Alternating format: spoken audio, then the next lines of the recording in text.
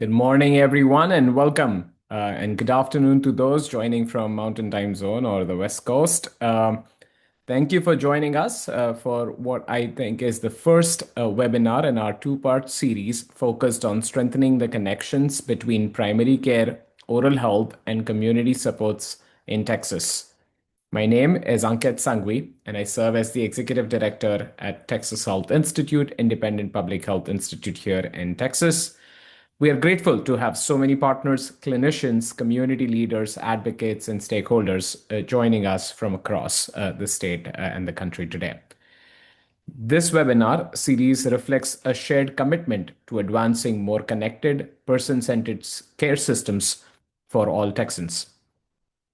At Texas Health Institute, we have the privilege of serving as the administrative and backbone organization for several statewide collaborative initiatives, including the Texas Primary Care Consortium, Texas Oral Health Coalition, and the Rural Texas Maternal Health Assembly.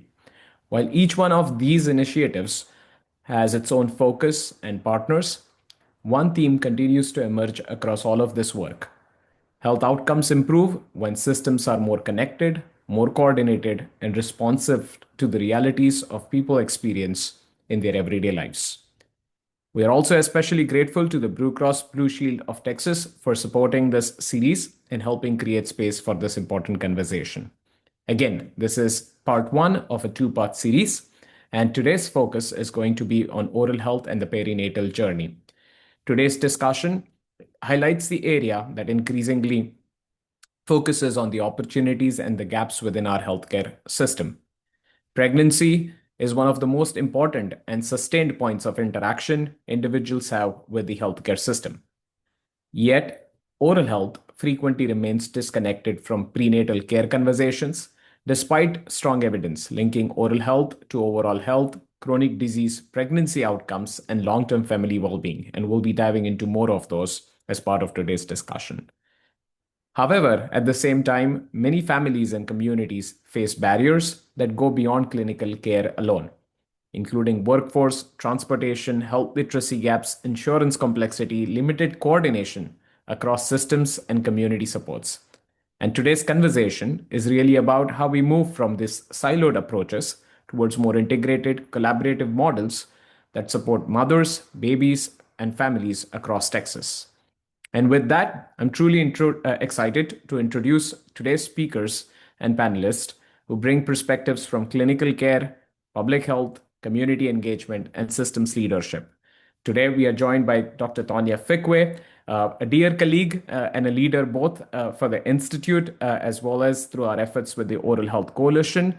And Tanya is joined by Dr. Shanna Combs, who is also with the Cook Children's Healthcare System and an OBGYN by training, but has several other hats and feathers to her cap. Tanya and Shanna, thank you for what you do, and thank you for leading us in today's discussion. Tanya and Shanna, the floor is yours. Thank you, Ankit. Appreciate having us here today. So first, before I give you a little bit of information about me, oral health is critical, yet often overlooked. It's a component of perinatal journey, and we need to be looking at this together. This webinar will hopefully explore how oral health intersects with maternal and behavioral health, how care teams across primary care, obstetrics, dental care, and community-based services can work together to deliver connected whole person care. So I'm Tanya Fickway. I am a general dentist. I have the privilege of being in private practice part-time, as well as getting to wear the hat with Cook Children's under our Center for Community Health. And oral health is such a huge component. We don't just look at the child because the child starts when it's in the womb. So this is why I absolutely love working together with Dr. Combs as an OBGYN. So I am going to let her introduce herself and get us kick-started. All right. Excuse me. So I am Shanna Combs. I am an OBGYN by training, and excuse me. I practiced full scope OBGYN for 8 years here in Fort Worth, and then have transitioned to do pediatric and adolescent gynecology at Cook Children's, but I still keep my toe in the obstetrical world, working as an OB hospitalist. Just a bit of background about me. I grew up in dental clinics. My dad was a dentist, and I still remember him, even when I was in med school, coming home and saying, "Oh, the latest data about oral health and maternity care is in. It's really important." And that's part of the connection that I have with oral health as well. So we'll go ahead and get started. Next slide. So kind of just starting off with a little bit of background with the PRAMS, the Pregnancy Risk Assessment Monitoring System. So this is a national program run by the CDC, that really, excuse me, tries to look at a sampling of births across the country to figure out, how can we improve the health outcomes of mom and baby in pregnancy. And then this ultimately helps us as physicians and nurses to improve the delivery of the baby. Slide.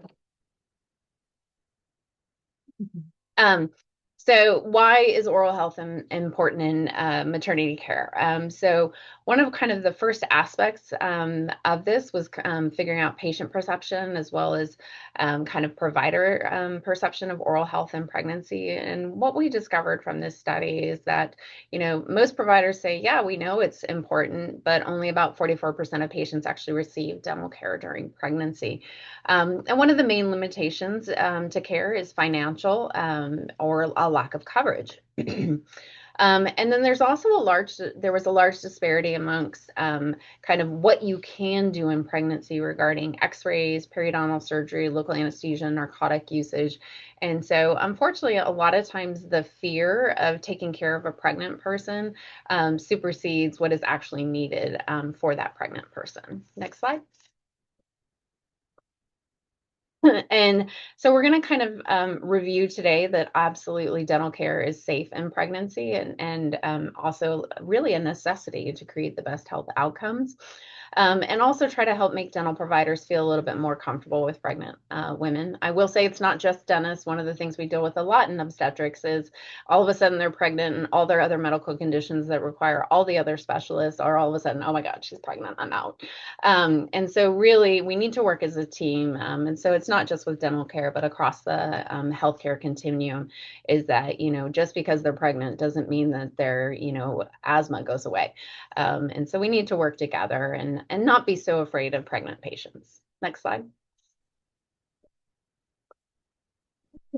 And so this kind of speaks to that fact is that it's, a lot of healthcare providers are leery of taking care of pregnant women. Obviously, the number one concern is hurting the baby or causing a miscarriage early on in pregnancy. And then unfortunately, a big concern out there is risk of litigation. Being in Texas, what we do know is we actually do have pretty good medical malpractice reform. And so hopefully we can kind of alleviate some of those fears today and make people more comfortable so more women can get the dental care that they need during pregnancy. Next slide. Excuse me. So why is this important in pregnancy? So what we know is that poor dental health or periodontal disease can actually contribute to adverse pregnancy outcomes directly. And these are a lot of the big issues that we're trying to kind of figure out how do we make this better. We still don't know what causes preterm labor. We know there's an underlying possibility of some sort of infection, and a place where infection can enter is through periodontal disease. Development of low birth weight babies because of how that impacts the placenta and the food supply for the baby. As well as being born early, they're going to be small. And there's even associations with preeclampsia. And, we still don't know what causes preeclampsia, but we have a lot of, kind of different associations, and poor oral health is one of those things. Next slide. Excuse me. And so there is a national consensus dental care during pregnancy guideline, and it really does point to the fact that this is safe and important in pregnancy care. And in the chat is actually a link to this guideline. Next slide. So one of the biggest concerns that comes into play in dental care during pregnancy is like what is safe in pregnancy. And so obviously you want to know kind of what is safe. And I frequently get a phone call like what is safe. And this is just a short list of common medications used in dentistry. But when I get a phone call, I look it up because no, I don't know every medication, and I have an idea of common medications out there of what's safe in pregnancy, but usually I'm looking it up as well. And so lots of good resources out there that talks about, risk of medications in pregnancy. That being said, though, most medications that are used in pregnancy are actually, I'm sorry, used in dentistry are actually safe in pregnancy. So there's multiple organizations from ACOG, AAP, the ADA, and the pediatric dentists that kind of point that dental care is safe in pregnancy. And so we still recommend regular cleanings. X-rays are fine to get. Second trimester sometimes is a little bit the best and what people feel is a little bit of a golden window or the safest. And part of that is because in the first trimester, people are worried about giving medications that could cause fetal abnormalities. And then in the third trimester, just being honest with a big belly, being laid back in a dental chair can be actually quite uncomfortable. But the pregnancy is an opportunity for women to start and initiate better health habits, not for just for them, but for their families. And if they get established with a dentist during pregnancy, that's a touch point that hopefully they'll be able to establish a dental home. Next slide. So we do have to keep in mind pregnant patients and comfort. So we definitely want to try to keep the head higher than the feet, kind of so more of a semi-reclined position as opposed to more fully reclined. And then sometimes pregnant women, they're going to need a break. So being in that position on their back, they may have a lot of back discomfort. And so laying back like that can cause a lot of discomfort. So if they need to sit up and take a break, so keeping in mind that the dental visit may be a little bit longer because they need to do that. And then the other thing is when they're flat on their back, that is the pregnancy is suppressing their vena cava, so they can start to feel dizzy, weak, and lightheaded. And so sometimes a small pillow to kind of tilt them to their left side can help with that. Next slide. Excuse me. And so, really kind of best practice approach is we need integration. We're too much in silos. And so, what we do know is that if we can integrate better, patients have better access to care and better overall health outcomes. Sometimes there needs to be some change to workflows, responsibilities, and this is all going to take time. We can't fix this overnight, but if we ignore it, nothing's going to change. And then, of course, consistent coordination and collaboration across providers is critical. Excuse me. So next slide. So really our areas for opportunity is trying to reduce practice and system level barriers. So, just kind of dealing with the fears of taking care of pregnant women and being able to get pregnant women to dental care. Obviously, the quality of care that patients receive, if they get no care, there's no good quality. And referral and follow-up process. So connecting, if you're a maternal health provider, connecting with dentists who are comfortable taking care of pregnant women, sessions like this, talking about why dental care is important and it's safe to do in pregnancy, and keeping those referral and follow-up processes in place. And then, of course, obviously, if you're a dentist and you have a question, reaching out to the maternal health provider who sent them, and then vice versa, if there's any concerns from the dental aspects impacting maternal health, can go both ways. But really what we want to talk about is consistency is key when we're talking about oral health. It's not fixed all in one day.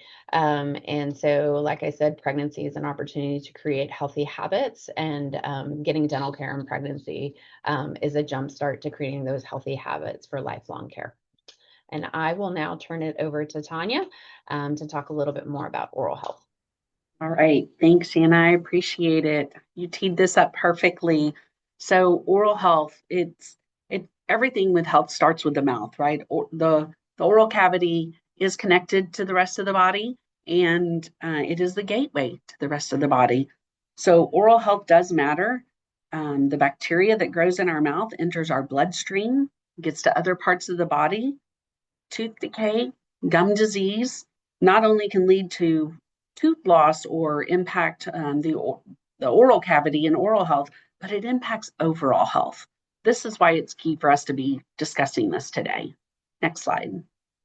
So a healthy mouth, this is kind of our little tagline here at Cook Children's, is a healthy mouth is a healthy body, right? Oral health is an important part of good overall health, and the health of the mouth is almost like a mirror image of what may be happening in your body. Bacteria from the mouth can easily get into the bloodstream, causing infection and inflammatory process, which is definitely not good when you are pregnant. These things listed here on the slide with cardiovascular disease, arterial blockage, stroke, bacterial pneumonia, all of these are high concerns to have dental disease happening in the body. And especially when pregnant, we don't want that having adverse effects like Dr. Combs mentioned a while ago to impact the baby. So we must optimize oral health care. We need oral organisms to be at a low by making sure we're controlling the plaque and the biofilm that's growing in the mouth. This will reduce bleeding of the gum tissues or infections, periodontal disease, and will by discussing oral health during medical side visits, this will help increase education and increase the fact that we're connecting the mouth to the rest of the body, improving patient outcomes. Next slide. So dysbiosis of the oral cavity is really the condition that occurs when the balance of the microorganisms in the body are disrupted. Probably the most bacteria, not probably, really the most bacteria that grows on us is in our mouth or in our gut, right? Those are the two big places that have so many microorganisms. And all these things that you see around the star affect that. Our diet, our immune system, any disease process or medical conditions we may be dealing with, medications we may be taking are going to impact the salivary flow. So, and you definitely know that during pregnancy, all of this is changed and amplified, right? So we don't want dental caries or dental cavities to cause bacteria to then cause this vicious cycle of issues and problems, right? We want things to be as balanced as possible so that we can have great outcomes. And it starts with the mouth. Next slide. The impact of dental disease is all of these and more, right, that are listed. Dental decay is a bacterial infection. It's not just a cavity. When you talk about getting a cavity, that is bacteria that's actively eating away the enamel of the tooth. And enamel is like one of the hardest substances to mankind. So that's pretty substantial. It's not just a cavity. So when a person's immune system is fighting this bacterial infection, this bacteria growing in the mouth, then your body may not be as strong to be able to fight off other things. So when a patient is pregnant, that's impactful because the mama, everything's going to the baby you're trying to, right? So this can impact mom and in turn impact baby. So dental disease will impact everything listed here. And we want to make sure that our patients are able to eat, drink, get their nutrition. They can speak well. They don't have poor, low esteem by the black, the darkness, the different things that happen to our teeth when we start having disease process. More importantly, life-threatening infections that occur.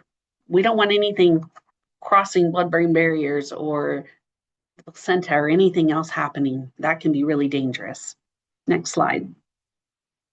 We know that prevention is definitely cheaper than the cost of going to the ER, our emergency rooms. However, unfortunately, we still have a pretty big problem, not just here locally, statewide, but nationally, that so many people are utilizing our emergency rooms for dental care. They show up with toothaches, abscess, infections, swollen faces. The emergency room is not the place to get dental care, most definitely. And yet dental care is one of the most chronic, but yet preventable diseases out there for children and adults. So we can catch problems sooner if they come in for prevention, dental visits sooner for getting checkups, cleanings, all that good stuff. We can catch things sooner and deal with it in a more reasonable manner. Next slide.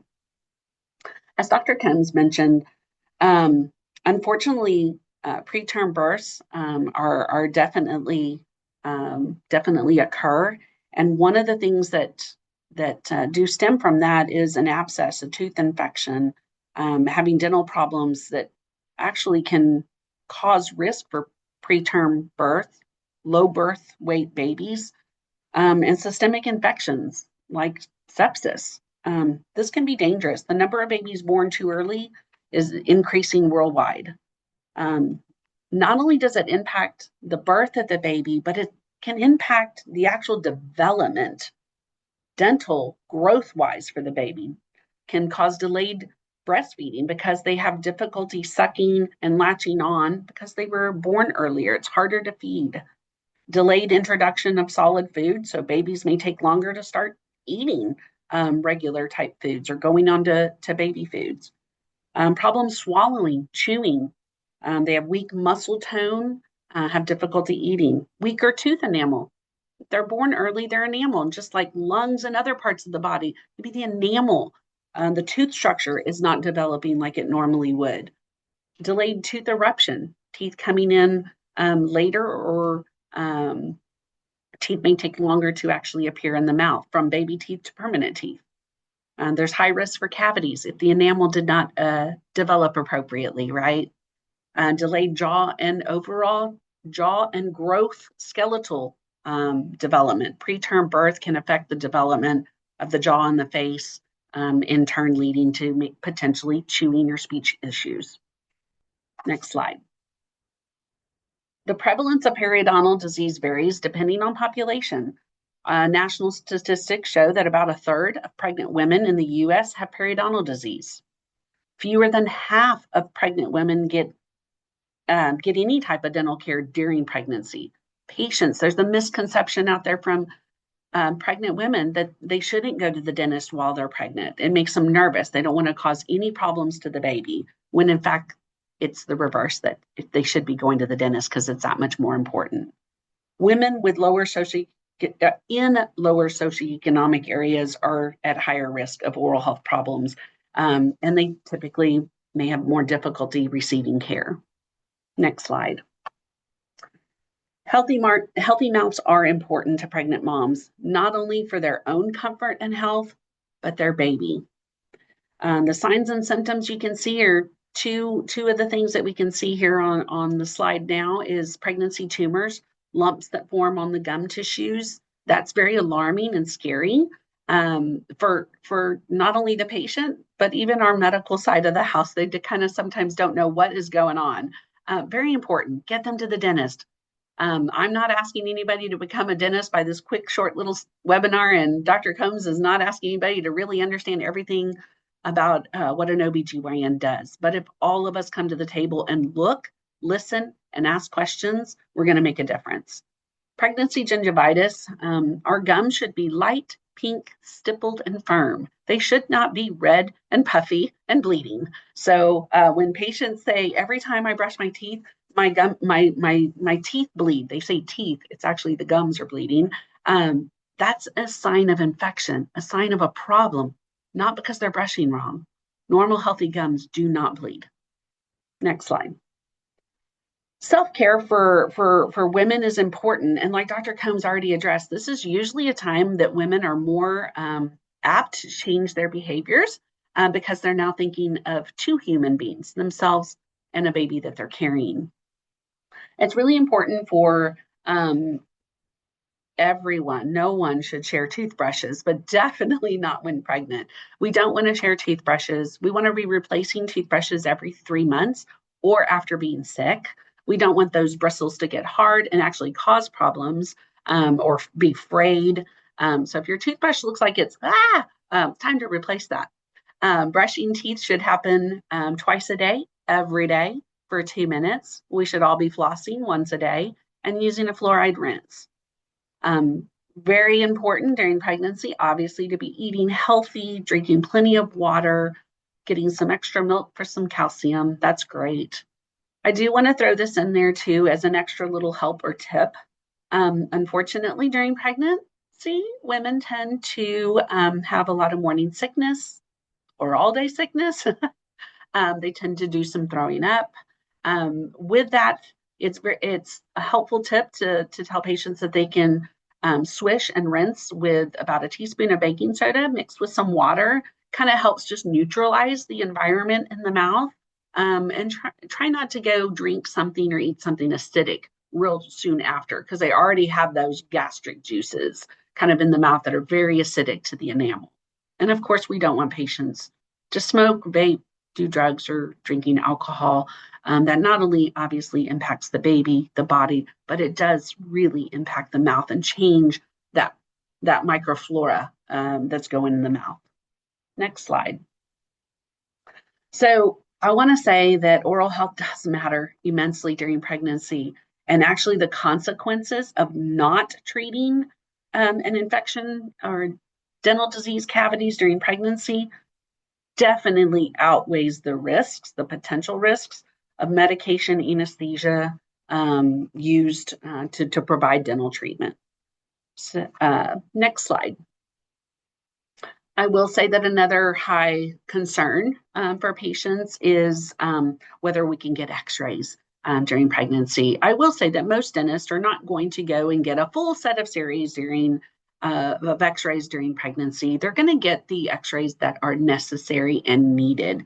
I will say, though, however, that an expert panel was convened and there was a revision of the 2012 American Dental Association's radiology guidelines.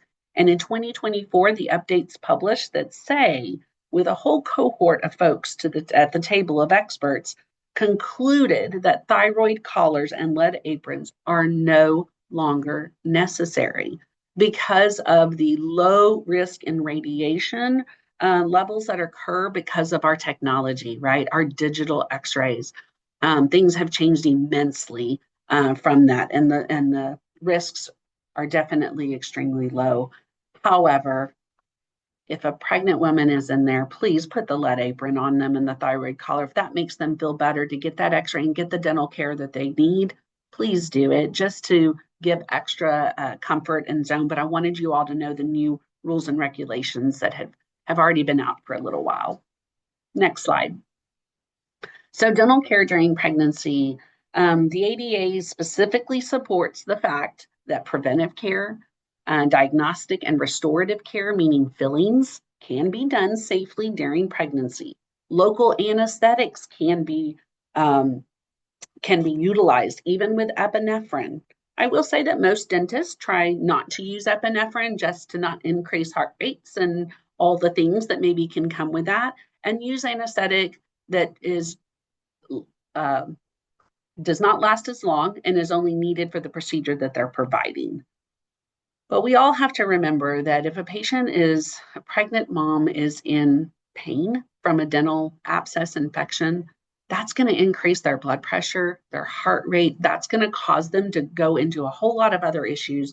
If we would just stop, get them to the dentist, make sure that that one problem is taken care of, the patient will be better off, and so will that baby, not be stressed out from mom being in pain. So with that being said, this is also important with the pregnant mom, but we're all concerned about this conversation. This is why you've got two people from a children's hospital, an OBGYN and a dentist, saying that this all starts from preterm, during pregnancy, and post-pregnancy. And for sure, after pregnancy, when the baby comes along, that we need to be having these conversations so that we really, truly touch that baby before they're even born, right? Next slide. So because of this, we want to start visits early for babies. There is a misconception, and I know Dr. Combs will agree to this. In medicine and nursing school, they just do not get a lot taught still to this day about dental care, right? The oral cavity is just not discussed or spent much time at all in medical school or in nursing school.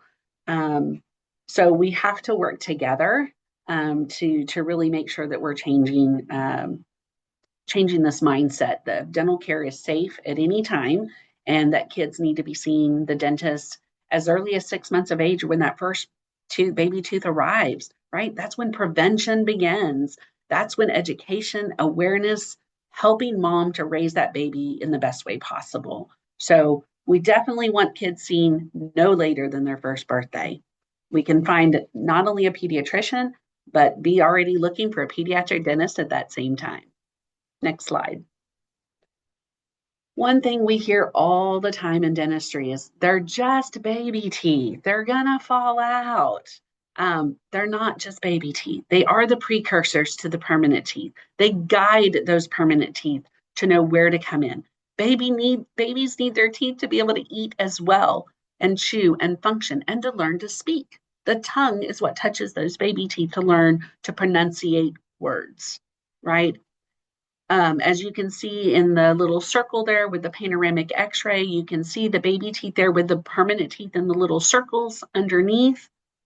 If a baby tooth is infected, it has a cavity, it's now abscessing, that is so close to the permanent tooth and is going to affect that permanent tooth, which is the last tooth that child will ever get, right? So we have to protect the baby teeth in order to have the healthiest permanent teeth possible.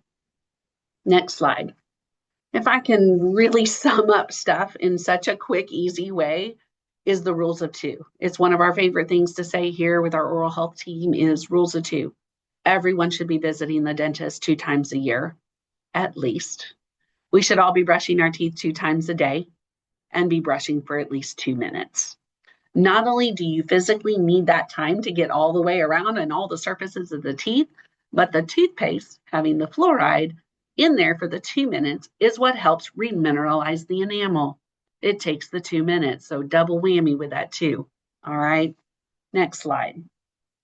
Here at Cook Children's, we are able to provide a children's health needs assessment, and this is done on a regular basis. And you will see here from the data that 2 in 7, almost 328,000 children in our Cook Children's 8-county service area does not have excellent or good oral health. And I hate to point it out on the little bubble, but this is why I'm so passionate, is that little orange bubble to the left there that says the rate of children with less than ideal oral care is higher in Tarrant County, right here in our own backyard. It's higher here than you compare to the state of Texas and or nationally. That's sad. It means we got our work cut out for us, and we need to be having these conversations early, now, like while people are pregnant, to bring their child into the world as healthy as possible. Next slide. So I'm giving a standing order here. What can you on this webinar today do to make a difference? Well, we need to all rely on a multidisciplinary team approach. That old saying of it takes a village to raise a child, it really does. It really does. And it takes all of us with each of our expertise and knowledge base to really improve overall patient outcomes, which includes the mouth. We need to make sure that oral care is no longer an option, but a medical intervention. And we need to turn oral health into teachable moments. I know we're all running busy, especially when you talk about our healthcare providers. You have 15 minutes to do everything you got to do with a patient, right? And including oral health can take 2 extra seconds. We just have to start having those conversations with our patients, starting from primary care, right? With our pediatricians, with our primary care physicians, all the way to our OBGYNs and all of our specialty care. We need our dentists talking about the importance of healthcare, right? Medicine, whenever they're in for a dental visit. Early intervention, anticipatory guidance, and education strategies are the way to make a long-term impact. Next slide. This all ends with a ripple effect. If we're all starting to talk about oral health and the importance of it and the connection of overall health to this, then we're going to make a difference. We've got to train community professionals, folks like you on the call today. You're actually on this webinar because you, in fact, are interested in this topic. We got to be talking with our clinical staff how to make those little changes, which ripples down to our parents and our caregivers, which then impacts our children. and then the vicious cycle starts all over again. If a child is raised hopefully as healthy as they can be, we're going to have that continual cycle of health. I hope that the information that we've just quickly talked about, I am going to go into some discussion with Dr. Combs, and then I know we're going to open it up to questions. But there are some great resources out there. Our own Texas Department of State Health Services has some really great information, great website with resources.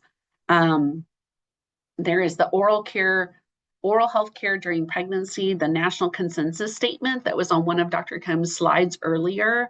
Very important to see that. It has a lot of, I mean, pretty much it's a handbook per se, with great information in there, as well as CareQuest Institute has a self-paced course that you can take. So if you want to dive a little deeper, get a little more information, I hope you will check out these websites and look at this extra additional information.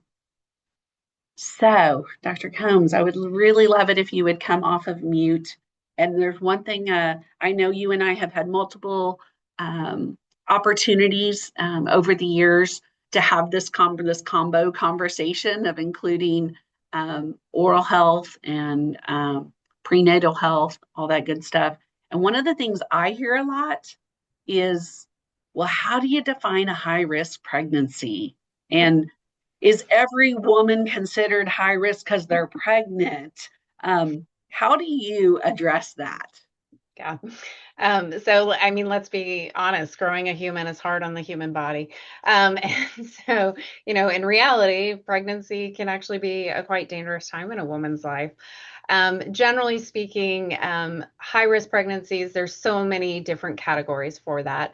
So it's probably easier to say low risk. So low risk is, not a teenager and not above 35, no prior C-sections, no other medical conditions, just your most plain Jane patient out there. High risk is really kind of dictating kind of how the pregnancy impacts a person based off of different risk factors. So we do know age plays a part. So teenager, kind of the ends of the spectrum. So teenagers and then moms older than 35. And then of course, coinciding medical conditions. So diabetes, high blood pressure. And then also what's happened in prior pregnancies. So if you've had preeclampsia in one pregnancy, you're at higher risk to have another one. Same thing with preterm birth. And so also keeping in mind if they've had a history of a C-section to deliver a baby, that definitely can play a factor as well. And so in reality, I remember all the time with patients coming, or they would call and say, well, I'm high risk. And I'm like, so what do you mean by that? But in reality, all pregnancies are high risk in a certain sense, because, it sounds awesome. Growing a human, it's a wonderful event. Having a baby is wonderful. But the body is going through a whole lot of changes, and there's a lot of ways that can impact the woman's health as well as the baby's health. Mm-hmm. Yeah, well, good. Thank you I appreciate you talking that through, because I know that makes dentists concerned when, like you said earlier, they're pregnant. It's like, oh my gosh, when someone's pregnant, nobody wants to touch them, all specialties and everything else. Everybody's like, we'll wait till after. Yeah. So one of the things I say for patients, typically if I need to numb up an adult patient that is pregnant, and or even after pregnancy, like they are breastfeeding. So they're breastfeeding and I need to numb them up. I will typically recommend, for just extra safety and precaution, for if they are breastfeeding, that first feeding after having local anesthetic, to probably pump and dump that particular milk. And then after that, they should be fine. Is that a typical normal, or what would be your recommendations? In reality, they probably don't have to, Okay. because it is much more of a local Mhm. Obviously if mom is worried, kind of to your point, like with the using the lead during pregnancy, if they're worried, then I think there's, no harm in pumping and dumping for one cycle. I wouldn't do it for 24 hours or anything like that. But then also reassurance, I think, is important. But if you also have a mom who's struggling to make breast milk, and it's liquid gold for every drop she can get, maybe not pumping and dumping in those circumstances, because obviously the pumping aspect You just don't get as much milk generally when you pump as opposed to direct breastfeeding. So can play a factor as well. Well, thank you for relieving that myth that people have, especially with dentists. I love that. Um, so, how can we improve the referral process? I know I've heard over and over for years, and it just doesn't seem to be changing. Is that dentists want a referral when it's a pregnant, a mom's pregnant, that's a pregnant patient. They want an OBGYN to do this sign of release and let them know what all they can do or can't. And if they don't get it, then they don't want to treat the patient. Yeah. What are your thoughts there to help alleviate that or give us some sense of Yeah. what we should do or not do?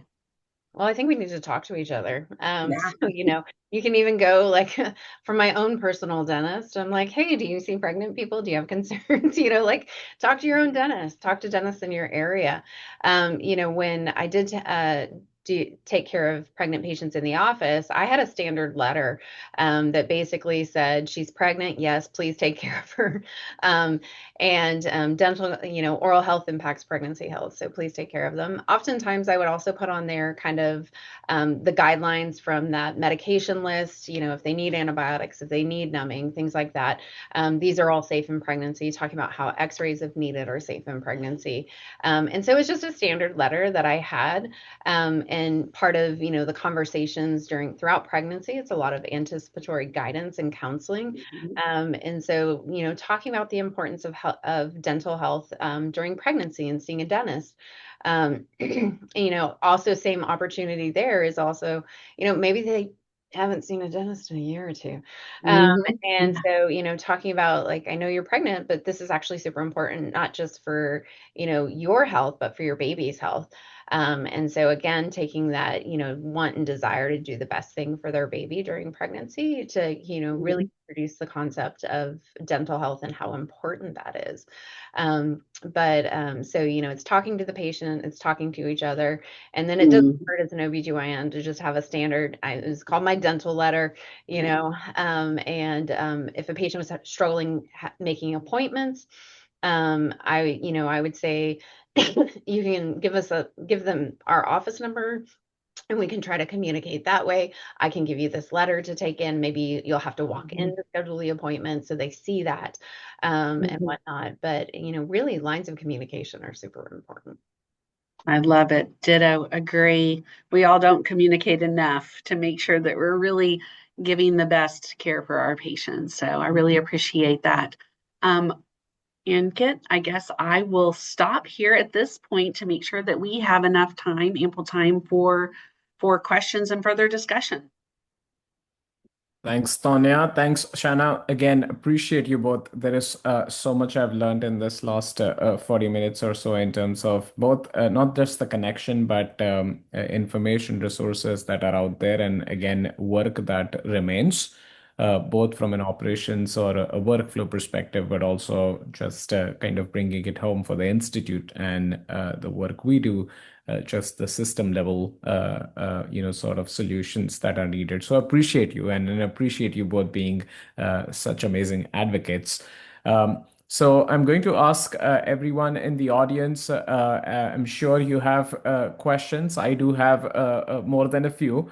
But I see there are a few in the Q&A option. Again, if you don't see the Q&A in the bottom tab, click on the option that says more, and that's where the Q&A window opens. Please type in your questions, and with the time we have, I'll try to lift up and respond to all of them, or most of them, if not all of them, based on the time we have available. So again, I'll keep my questions for the end, and we'll lift up what I see here. I think, Shanna, this first one is for you, but Tonya, do feel free to chime in if you have anything to add. The misconceptions that I think both of you have spoken to, pregnancy, like OBGYN for dental, dental for OBGYN, are widespread amongst both patients and providers, clinicians. Any recommendations you have, especially for teenage pregnancies? And again, going back to one of your more recent remarks in terms of what qualifies as a high risk or a low risk. So again, I think the question suggests that the mismatch really is between fears, concerns, and reality of what the science and the evidence suggests. So again, Shanna, I think you Mhm. might be the best person to answer, but Tanya, I'm sure you will have a thing or two to add. Yeah. I mean, I really do think it's, just getting to the, what are you concerned about? Number one, first and foremost, is obviously bringing up the importance of oral health in pregnancy. But number two, if they have concerns, what are your concerns? I do this in all aspects of my healthcare. We live in a social media world now. And so, there's probably somebody on social media, don't go to the dentist when you're pregnant, it's bad, type situation. And so, really trying to kind of meet the patient where they're at. Like, what are your concerns that you have about this? And try to kind of alleviate some of those concerns. And then also trying to facilitate connections to dentists, depending, they may not even have a dentist that they see. And so trying to, have a good connection with dentists in the community to be able to refer them to. Anything you might emphasize with teenage pregnancies? Yeah, Mhm. that is different. Brush your teeth twice a day. So I oftentimes, when giving patients medications, and trying to help them be able to take their medications every day, I'm like, okay, so what is something you do every day? And I always say, do you brush your teeth twice a day? And I usually get up, and I'm like, okay, so my dad's a dentist. You need to brush your teeth twice a day, because often some of the medicines I give, I recommend taking at nighttime. And so if you put it with your toothbrush, because you're gonna brush your teeth, to do that every day. But I think, kind of early on is baby teeth and getting their big teeth coming in. But as teenagers are exerting their independence, they're like, I'm not going to do that. Or they stay up really late and they brush their teeth before they go to bed, but they were up really late and then they just fell asleep in bed and didn't do it. So I just think definitely emphasizing the importance of oral health as well with teenagers. Thank you. Yeah, Yeah. that's even a harder thing. That's a kid raising a kid. Yeah. So little Yeah. extra barriers there. Yeah. That's great. Thank you. Uh, I think this is a question for both of you and Tanya, since I tossed the first one to Shanna. I'm going to ask you to go first, but I would love to hear from both of you. And this is again amazing that both of you work within the same healthcare system. Just given the amazing advocates that you both are, and the obvious connection. Over the years, how have your workflows with the referrals between dental and medical evolved, if they have? Sonia, you Shanna, want if you want to, I will say we're there's a blessing and a curse being in a large healthcare system. The blessing is there's a lot of access to different things and different care, but there are workflows and oral health questions in our Epic system now. So there are oral health questions asking if a patient has a dental home, and that's for every age patient that comes through our healthcare system. It's in the Epic and will be on every well child visit, can be asked by any provider. So that's really important, but also important to teach the providers to not just say, do you have a dental home? Because not most lay folks know what that really truly means, medical or dental home, right? So having those in there, and then nicely also in Epic having that referral process. So if any provider needs to refer to the dentist, needs to refer to another specialist, whatever. And Dr. Combs is one of those that gets those messages all the time from other providers that feel like this patient may be best served under her care. So we do have a good referral process with follow through to make sure it has been taken care of, and then we all can see, right? Um, the beauty of Cook Children's does have a one dental clinic, and we do have the wisdom, the dental part of Epic. So the dentist and the physicians can all see that full patient's medical health dental record. Yeah. Um, And then what I would say too, because it's nice when you're in a system, but on the flip side, when you're not in a system, and so I would say, as a physician, knowing what's available in your community. I mean, Texas is Yes. obviously a very vast state, and we have a lot of healthcare deserts, and that's true for dental care as well.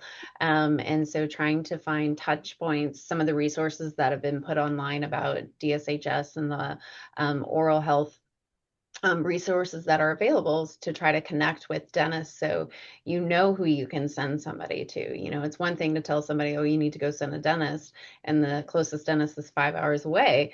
And so how can you facilitate that process through connection? So that it's also not like they show up and they're pregnant and the dentist says, I'm not going to see you Yeah. after driving 5 hours. So, Yeah. so again, I think trying to make connections across our two fields is super important. Mhm. Shana, it's more of a request or Mhm. and less of a question, but in your previous response, you highlighted some notes that you included in terms of communication or for your patients with medication list, X-rays, or other things in terms of safe and necessary for pregnant patients. Is there a public resource that you can point us to, and you don't have to answer right now, and share that information with us as a team, and we can include in the post-webinar communications. But if you have one ready, I would love to hear. I don't have one offhand. I think Tanya was the one who found that sheet. So, but I'm sure we can get that to you guys in the post. So you have that, because when I saw that, I was like, oh, this is perfect. Um, That's on there, and that's in the maternal thing. And also, the Department of State Health Services for Texas has a great resource on there with medications as well on the list. So please check that out. They've done a great job with posting that. Perfect. Thank you. Tanya, I'm going to pose this question to you, but again, Shana, invite you to chime in. Any comments, thoughts on the use of nitrous oxide during dental procedures and probably during pregnancy? Hmm. Yes, it's safe. Shannon will say, I know she's going to back this one up because we've talked about this a lot. Nitrous oxide use is safe. Now, again, we both mentioned the fact that obviously the safest time, the most logical time is during that second trimester. That's when they're most comfortable. They're not as nauseous. Things are developed to a certain point. It's the safest time to do it, to use it. But if it's a matter of a parent, a pregnant female being stressed out about getting local anesthetic and her levels of everything's heightening, then that's not a good thing. And nitrous would be safe. And they're using nitrous at the end of the third yeah, trimester when delivering babies. yeah, So yeah, nitrous is safe. I would say use it cautiously, because also too, when you get it a little bit to a person's little, that level, that sweet level is great, but when you get out of that and they feel maybe a little motion sickness, that's not going to be good for a pregnant mom. So using it judiciously, trying to target second trimester, nitrous is very safe to use. yeah. And Shanna, please. yeah, we definitely know it's safe to use in pregnancy because it's one of our modes of pain relief in labor and delivery. And so, labor is kind of the most stressful time for a baby. And if we can give mom nitrous during that time, then I think pretty much at all times it's safe. But yeah, also just keeping in mind, when you're pregnant, you breathe a little faster as you get further along in the pregnancy. And so you may take in more. And so kind of communicating with the patient to the point of like feeling woozy or lightheaded or feeling like they're going to throw up. Obviously, you don't want to be in that space. So, but I think it's a great alternative too, because a lot of times they're just super anxious about any medications. Even if I tell them it's safe in pregnancy, they're just super anxious about it. And so nitrous is a nice way to be like, okay, so we can do this with nitrous. Have they talked about using it in labor? Because if that may be part of their birth plan down the road, and so if they Mhm. hope that is safe from their obstetrical physician or provider, then definitely it's going to be safe for dental care. Mhm. Thank you. Think we have time for a couple more. I'll take one from the list here. Are there any current recommendations for dentists to be doing any point of care testing for patients as it pertains to HIV or syphilis at a dental visit? And I also see another question on PEP testing. So one of the things I would say, so in pregnancy, there are certain requirements, and especially within the state of Texas, unfortunately, we have seen a huge increase in syphilis, and not just the mom having syphilis, but the baby being born with syphilis. And so we've really ramped up our screening protocols throughout pregnancy. And so there's not necessarily a recommendation for dentists specifically to do that testing. That being said, on the flip side, maybe they're seeing the dentist and not seeing an obstetrical provider. And so that might be a consideration as well. And then I think you said PAP testing in pregnancy. Yes. Yeah, so basically a lot has changed with PAP testing over the years. We used to recommend it every year. It used to be something we always did at the beginning of pregnancy. But really what it comes down to, there's age-based recommendations. So we don't do PAP testing until the age of 21 per the, what science has showed us and the research has shown. But, sometimes women aren't seeing a physician at all unless they're pregnant. So, asking them about PAP screening, when was the last time you had a PAP test, when they're pregnant is, kind of important.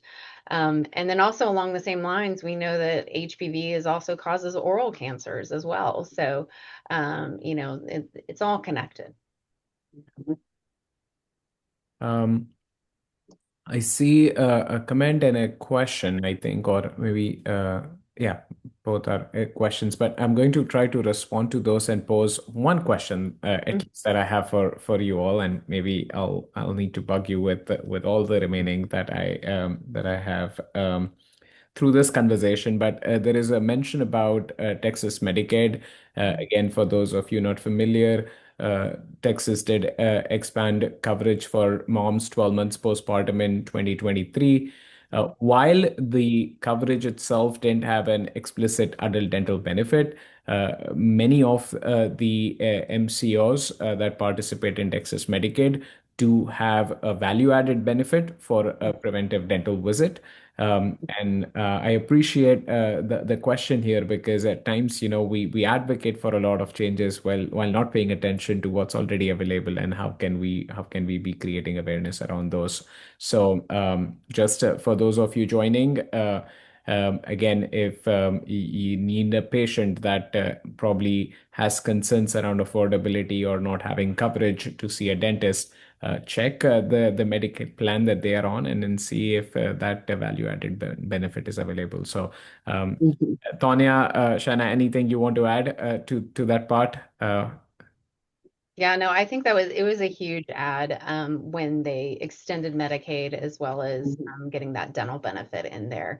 And I think that a lot of that came from the evidence that was showing how much oral health impacts preterm deliveries. So more than anything is just making sure your patient knows that's a possible benefit. Yes. And whatnot. And then again, having, it is a benefit. Here's somebody you can go see.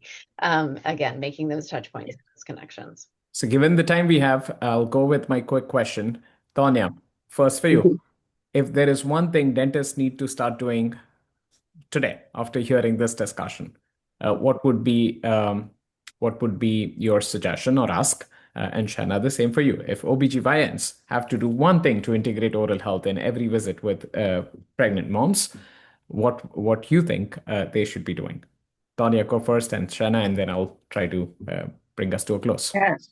Yes. Well, thank you for posing the question. So, as a dentist, I want other dentists to feel comfortable and get to know your local, like Shanna was already commenting, get to know the local providers, get to know and get that comfort zone, read, learn, understand, and get comfortable with the fact that you can treat a pregnant patient safely. And by gosh, we just should be. It's the right thing to do, and make sure that they're comfortable, healthy, and can move on. So I want dentists to not be afraid to take care of a pregnant patient. Yeah. I agree on that. As far as OBs, obviously talking to your patients about oral health, have they seen a dentist? Because, one of the things we know about moms take care of everybody else, but they don't take care of themselves. And so really emphasizing the importance of oral health during pregnancy, but then after that. And then also for the dentists out there, moms dictate where their children go to get care. And they have a lovely experience with you. They're going to bring their kids and they're going to tell their sisters and they're going to bring their kids and families and whatnot. So it can open up a great referral base. So if you understand that taking care of pregnant patients isn't that dangerous, then definitely that may open up a world of patients who will come to see you. Yeah, I love the positive domino segue and a lifelong Mhm. impact trajectory. Yes. So with that, I wouldn't have asked for a better close, but again, this was part one of this two-part series. So please do join us for the second part, which is happening on June 18th, again at noon. That focuses on whole person care during and after pregnancy, where we'll have similar experts and advocates for whole person health and a healthy Texas. Also, if this conversation was of interest, please do join us. There is still time to register for next week in Austin. We are hosting the Texas Oral Health Coalition Summit, where medical dental integration, whole health approaches, health promotion, prevention focused, and what Texas is doing right is part of the agenda. And I know, Tonya, I'll see you there and many others on this webinar. So again, thank you for everything you do. Um, with that, I realize we are a minute over. Continue to follow Texas Health Institute or through our many different coalitions and networks, whether it's primary care, oral health, rural maternal health. And Tanya and Shanna, I can't say this enough, but thank you, not just for joining us today, but what you do and your amazing advocacy for whole health and healthy Texas. Thank you both. You're welcome. Thanks for having us. Thank you.